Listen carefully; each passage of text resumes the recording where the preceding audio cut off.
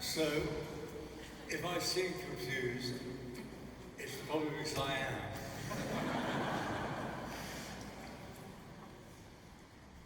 About 50 years ago, I had the wonderful experience of being in Jerusalem for 6 weeks.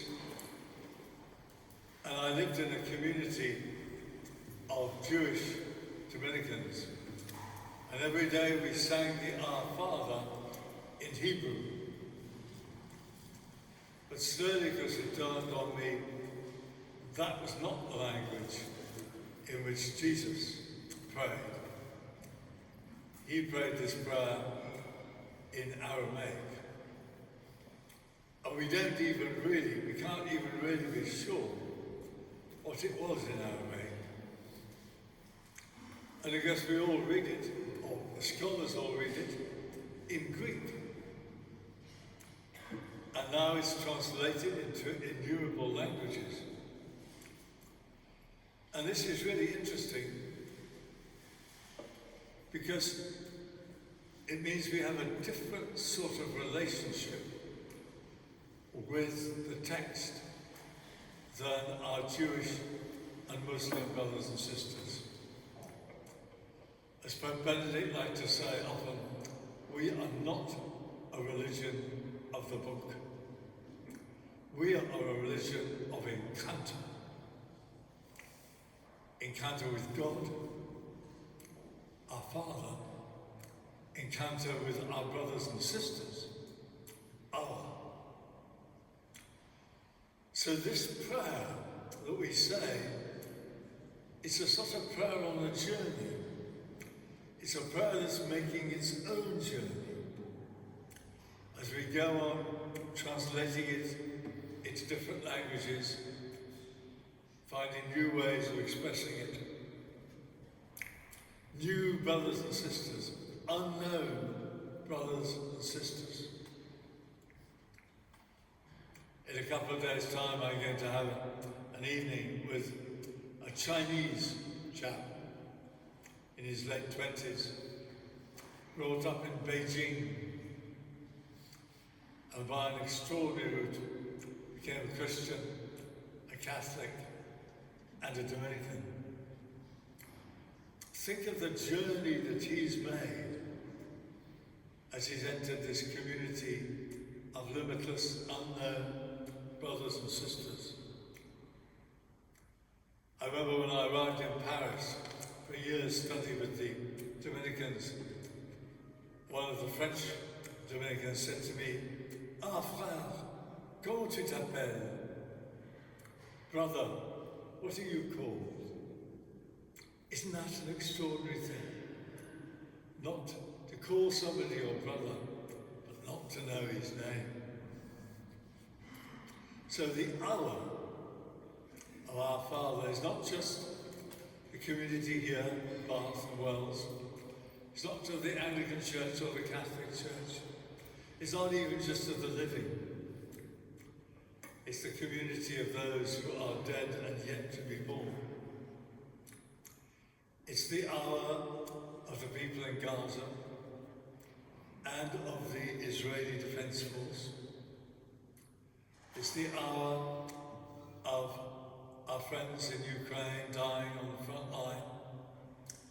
It's the hour of the Russian soldiers too. Our brothers and sisters are spread out beyond our knowledge. Have you ever seen that marvellous film of Gods and Men? Des Hommes et des Dieux. It's the greatest film ever made. Do watch it. It's about this Trappist community in Algeria in the 1990s who were caught up in the violence, the terrible violence of that time between the army and the terrorists, both violent. 100,000 Muslims killed, but also many Christians. And the monks in this community called the army our brothers of the plain. And they call the terrorists in the mountain our brothers of the mountain, because they were all children of God. unknown brothers and sisters. Oscar Romero preached just before his death, "Those who you kill," to this is to the army, "those who you kill are your own brothers and sisters. In the name of God, stop killing." He could have said, "In the name of the Our Father." Black Keys have a song called "Unknown Brother." Dan Auerbach says it's about a brother-in-law who he never met because he died before he married. Unknown brother, I'll meet you someday. Unknown brother, we walk through the fields where children play. We'll only know who are our brothers and sisters, children of that Father, when, as Hebrews says, we come to Mount Zion, the city of the living God, the heavenly Jerusalem, and the innumerable angels gathered in feast, and the assembly of the firstborn enrolled in heaven. Then we'll know who we are. And we live in a world which is tortured by identity politics, gender identity, national identity, sexual identity, political identity. But we who say our Father are summoned beyond all these cultural wars, these battles over identity, to an identity we'll only discover slowly as given, not created, not chosen. Christian, the prior of those monks in Algeria, said, "Day after day, I think each of us is discovering that to which Christ Jesus beckons us, to be born. Our identities as human go from one birth to another, and from birth to birth, we'll end up by bringing to the world the child of God we are." So we belong to God, and God belongs to us. The petitions of this first half are about how we belong to God. Our Father, who art in heaven. I never used to like that. It sounds as if we were pushing God away, pushing God back into heaven, remote. But of course this is not so. We belong to God, so heaven is our home. Heaven is our nationality. St. Ambrose said in the 4th century, where did he say it? "When you become a Christian, you receive heaven as your native land." We are, in some sense, aliens here, who refused to be confined by any national identity. Hallowed be thy name. God's name, his holy name, is in our care. A New York Jew, Peter Beinhardt, wrote, "There is one sin in Judaism for which there is no atonement: desecration of God's holy name." He wrote, "How could what's happening in Gaza possibly not be Chilul Hashem, a desecration of God's holy name on a magnitude I struggle to understand?" Think of how we desecrate God's holy name when the sexual abuse of minors, exploitation of the poor, refusing to acknowledge immigrants as our brothers and sisters. Well, if I may be frank, I struggle to think, how can President Trump say, "Our Father," the father of all those immigrants who he condemns as wicked rapists, all of them? Actually, during the funeral of Pope Francis, I was just opposite President Trump. And I was struggling a bit because I found this a bit difficult to cope with. And as I walked out in the procession, I passed just a few feet from him, and I found I couldn't walk. Somebody strapped a girdle around me, one of those rather interfering Vatican sacristans, and it had descended around my feet. So nonchalantly, I tried to kick it away, fearing it would land on the head of the President of the United States. Thy will be done on earth as it is in heaven. But actually, it was not his will that it landed on his head. If we belong to God, then it is his agenda that was tried. I was struggling with this text, and the gospel of that day was about how the woman who was bent over comes into the synagogue, and Jesus was teaching. Behold, it says, the most important word in that text, behold, because Jesus sees her. She can't see him, she's bent over, but he sees her, and he stops what he was doing. He stops his teaching and heals her. She interrupts what Jesus was doing. And the ruler of the synagogue is furious. He's a liturgist. Nothing must interrupt the liturgist. You know what they say about liturgists? I'm not going to mention the word terrorist. Beware of administrators. Everything must conform to their plans. I think in both our churches we are in danger of administrators. His will be done means we have to let God interrupt our agenda.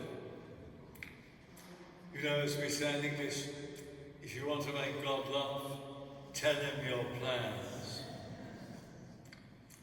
During the Second World War, the brethren in our priory in London were singing Vespers when an air raid began, and the prior stood up and said, "Stop saying Vespers and start praying."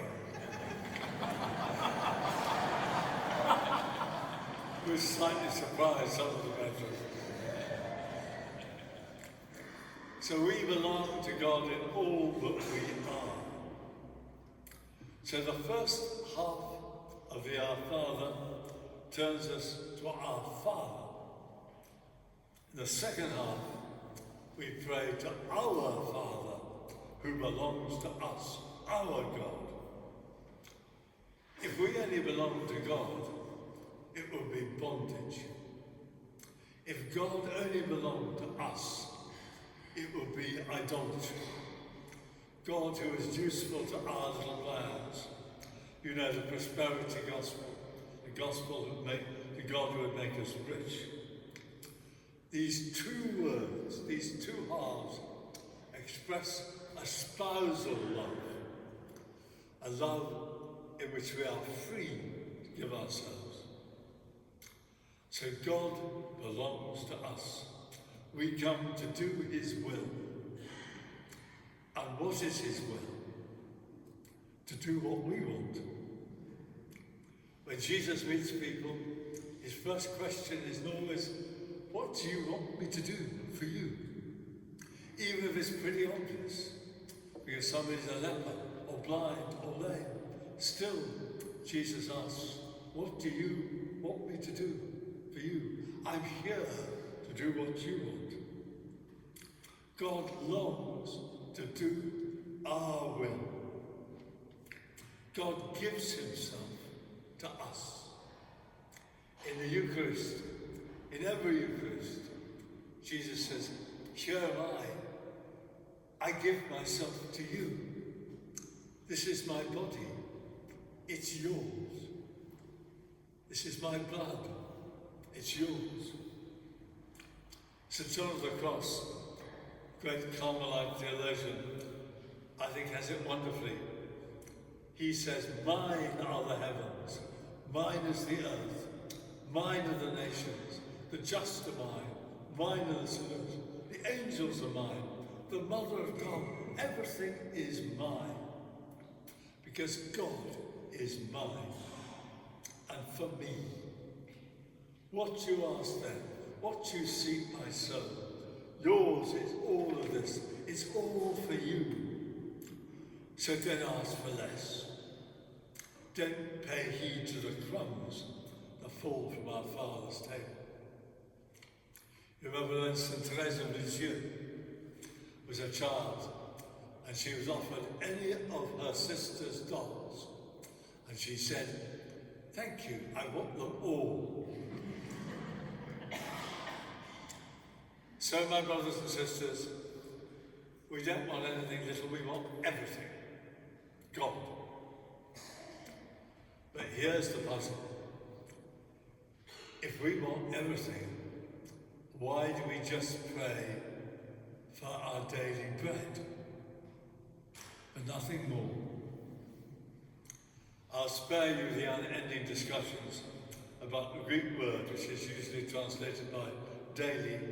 If we were to do that, I'd miss my train.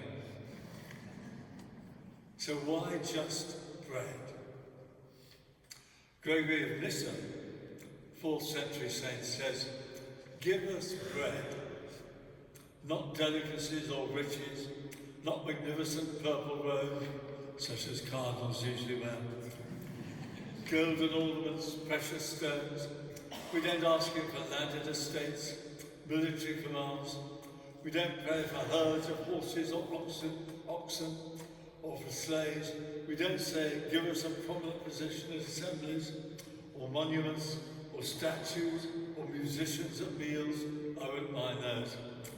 Nor any of the other things by which the soul is raised up. Not even silken robes. Only bread. Why don't we ask for more? Why don't we ask for silken robes? Actually, a wonderful Chinese friend once had a habit made for me of silk. When I walked into the common room wearing it, all the brethren burst out laughing as I shimmered in. Oh, and they thought I couldn't carry it off. But one of my American brethren, who was, shall we say, a little bit more flamboyant than I am, he said, oh, I can manage it. So I gave him my silken habit. That's why I'm wearing this old thing. Maybe we only ask for bread because the greatest gift of God is that I am. His name is I am. And he gives us to be. None of us need be. We have the astonishing gift of being. And we ask for the bread that sustains us to be. Not for chocolate mousse. Or to claim any grand title that made us superior to other people. And God knows the clergy often love grand titles. That would be to pray and fail to pray for our God, for our brothers and sisters. To demand that God made us wealthier than other people would to be betray our God, who wishes us to share. The prayer of Dom Helder Câmara, Brazilian Archbishop. If you share your bread in fear, mistrustfully, undaringly, in a trice your bread will fail. Try sharing it without looking ahead, not thinking of the cost, unstintingly, like a son and daughter of the Lord, of all the harvests of the world. Bread is holy food because it is our common food. Pope Francis said that as children they were forbidden to make bread pellets to throw at each other because all bread is holy. Made me feel guilty about how when I was at school we used to try and fire bread pellets to make them stick on the roof and fall on the heads of unsuspecting monks. Pope Francis said, at home as children, when a piece of bread fell, my family taught us to pick it up right away and to kiss it. Bread is never thrown away. Bread is the symbol, he said, of the unity of humanity, a symbol of God's love for you. When it gets stale, what do people do with bread? They soak it in milk and make it into cake. Bread is never thrown away. From very early on, because this bread is also seen as the daily bread of the Eucharist, the bread that we bring to the offertory, that we place on the altar, the bread which at that moment we place all our troubles, our sufferings, our pain on the altar to be consecrated and transformed. My student martyr, Geoffrey Preston, wrote, it's a long quote, but I think it's wonderful. I hope you'll enjoy it. Think of dominion, exploitation, pollution of man and nature that goes with bread. All the bitterness of competition and class struggle, all the selfishness of tariffs and price rings, all the wicked oddity of a world distribution that brings bread, plenty to some, and malnutrition to others, bringing him to that symbol of poverty we call the breadline. And wine too, fruit of the vine and work of human hands, the wine of holidays and weddings. This wine is also the bottle, the source of the most tragic forms of human degradation, drunkenness, broken homes, sensuality, debt. What Christ bodies himself into is bread and wine like this, and he manages to make sense of it, to humanize it, for nothing is alien to God. All that is placed on the altar for our daily bread of the Eucharist. This daily bread which sustains us today, the only day which exists. As they say, God's present is the present. This is the day which the Lord has made. Let us rejoice and be glad in it. Ian Stackhouse is a Baptist theologian who often treats me to the full English breakfast, one of the three most important meals of the day. And he has written a marvellous book on the divine office, on the art of living each day. He says, it seems to me that the battle for civilization will pivot on the outrageously simple challenge of living today well. In this age of anxiety, endlessly checking the news, anticipating the future, do we live this moment? Alas for you, this moment is listening to me. But don't worry, it'll be over in a second. I confess that I'm bad at it. All the time, I'm either being anxious about the past or fretting about the future. What shall I say to those people in the Wells? Before I ever get to a restaurant, I'm checking the menu to see what I can eat. When I'm in the restaurant, I'm thinking about tomorrow. Remember how in COVID, people stocked up in everything they could buy, buying hundreds and hundreds of rolls of loot paper. Oh, and let nobody else get them. When I was preparing this talk, a priest came to see me who's losing his eyesight. I said, how do you cope?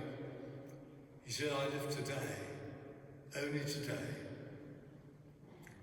But what is the present moment? St. Augustine confessed that whenever he tried to understand the present moment, he could get nowhere. It is always coloured by the past and overshadowed by the future. And that is what the second part of the Our Father, the final part, is all about. How to live this moment by letting go the past and opening ourselves to the unknown future. That's what we look at in the final session.